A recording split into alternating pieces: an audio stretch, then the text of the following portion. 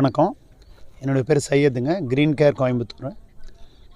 இன்றைக்கி நம்ம தமிழகத்தின் தலைநகரான சென்னையில் மரங்களுக்கு மறுவாழ்வு குறித்த மறுநடவு பயிற்சி இன்றைக்கி நடந்தது.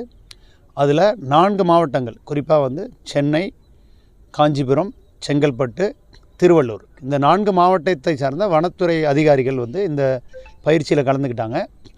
இதில் ஒரு மரம் எப்படி முழு மரமாக இருக்கும், அதுக்கப்புறம் மறுநடவுக்கு முன்னாடி ட்ரிம் பண்ணுறத எப்படி, அதில் சாணி வச்சு சாக்கு வச்சு கட்டி அதை மருத்துவம் அதுக்கு பார்க்குறது எப்படி, அதுக்கப்புறம் தாய்மண் வேரோடு எடுத்து அதை வாகனத்தில் ஏற்றி அதை திரும்ப மறுநடவு பண்ணுறதுக்கு உரங்களிட்டு எப்படியெல்லாம் பண்ணுறோம் அப்படின்றத ஒரு முழு நாள் பயிற்சியாக இன்றைக்கி இந்த மரங்களுக்கு மறுவாழ்வு பயிற்சி இன்றைக்கி நடந்தது.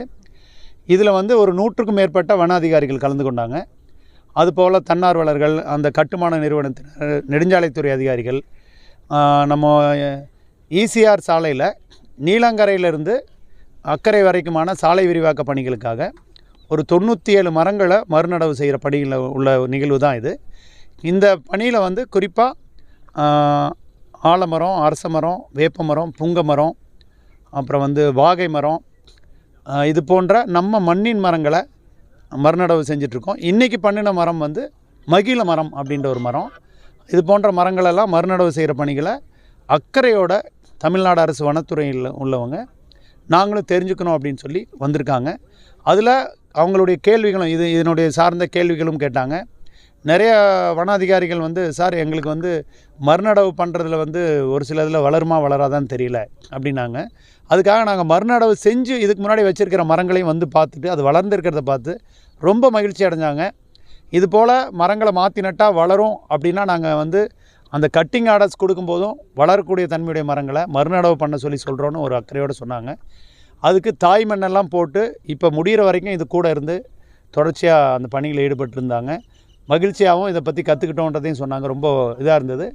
இது போல் நிகழ்வுகள் எங்கெல்லாம் சாலை விரிவாக்க பணிகள், வளர்ச்சி பணிகள் நடக்குதோ, எந்தெந்த துறையெல்லாம், பொதுப்பணித்துறை, நெடுஞ்சாலைத்துறை, இப்போது எந்த துறையில் மரங்கள் வெட்டப்பட வேண்டிய சூழல் இருந்தாலும் இது போல் மறுநடவு செஞ்சு காப்பாற்றணும் அப்படின்ற ஒரு விதையை வனத்துறைக்கும் தூவியிருக்கோம். வனத்துறை கையில் எடுத்து இது போன்ற திட்டங்களை அவங்களே செயல்படுத்தணும் அப்படின்ற உணர்வோடையும் இந்த பணிகளை முன்னெடுத்து கொண்டு போயிருக்கோம்.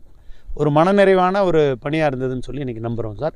அதில் குறிப்பாக பத்திரிகையாளர்களும் இது கூட துணையாக இருந்து மரங்கள் மேலே உள்ள அக்கறையான விஷயங்களையும் சொல்லி மக்களுக்கும் இது பண்ணாங்க. பொதுமக்களும் கலந்துக்கிட்டாங்க.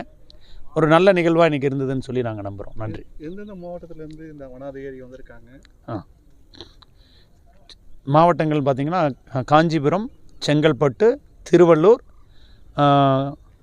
சென்னை, இந்த 4 மாவட்டத்தினுடைய வன அதிகாரிகள் 100க்கும் மேற்பட்ட வன அதிகாரிகள் கலந்துருந்தாங்க. அதுதான் இன்றைக்கி நிகழ்வாக நடந்தது. இதுவரை எத்தனை மரங்கள் நட்டு? இதுவரை 97 மரங்கள் இங்கே மறுநடவு பண்ணியிருக்கோங்க சார். இது எப்படின்னா, இந்த கட்டுமான நிறுவனத்தினரும் இந்த நெடுஞ்சாலைத்துறை அதிகாரிகளும் இன்னும் எந்த மரங்கள் எல்லாம் வாழ்வு பெறக்கூடிய மரங்களாக இருக்கோ அதை கூட நான் நட சொல்லியிருக்காங்க. அதனால் முடிந்தவரை எதெல்லாம் அவசியமாக இருக்குதோ அந்த மரங்கள்லாம் காப்பாற்றப்படும். சாலை விரிவாக்க பணி ஏதோ செஞ்சோம் போனோன்னு இல்லாமல் இது வாழ வைக்கணுன்ற உணர்வு துறை சார்ந்தும் இருக்குது, நிறுவனத்தினரிடமும் இருக்குது, பொதுமக்கள்கிட்டையும் அக்கறையாக இருக்குது. வனத்துறையும் இப்போ முன் எங்களோட வந்திருக்கிறது ஒரு மகிழ்வான தருணமாக நாங்கள் உணர்கிறோம் சார். நன்றி.